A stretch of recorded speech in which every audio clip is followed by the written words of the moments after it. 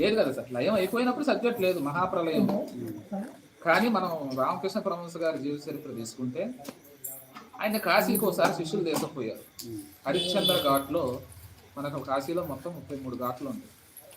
హరిశ్చంద్ర ఘాట్లో నిత్యం శవాలను కాలుస్తూ ఉంటారు. మణికర్ణిక ఘాట్ కానీ హరిశ్చంద్ర ఘాట్. ఆయన ఉండట్టుండి ఒకేసారి సమాధి స్థితిలోకి వెళ్ళిపోతాడు నడుస్తుంటే. అంటే ఒక వ్యక్తి తాగుడికి బానిస అయితే తను పొద్దాల షాపుకి వెళ్ళి ఎలా తిడతన్నా కొడతన్నా ఇంట్లో వస్తువులు అమ్ముకోనైనా అసలు ఈ సంసారం ఎటుపోయినా ఆలోచించకుండా తాగుతాడో,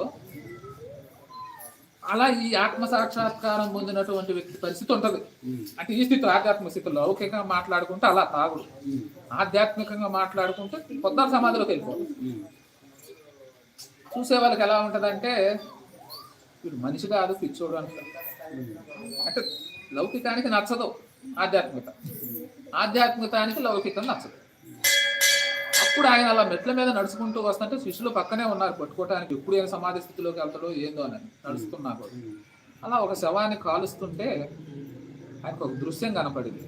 ఏంటంటే శివుడు కాళికాదేవి ఇద్దరు కాళీ దగ్గర కూర్చొని ఉన్నారంట. అంటే ఆయన డైరెక్ట్ చెప్పింది, లైవ్లో చెప్పింది. అయితే అమ్మవారు ఏం చేస్తుంది, కాళికాదేవి జీవుడు యొక్క కోశాలు వేరు చేస్తుందంట. మనకు కోశాలు ఉన్నాయి కదా, 5 కోశాలు, ఒక్కొక్కటి వేరు చేస్తుందంట. అది చూసేసరికి సమాధి స్థితి వచ్చింది.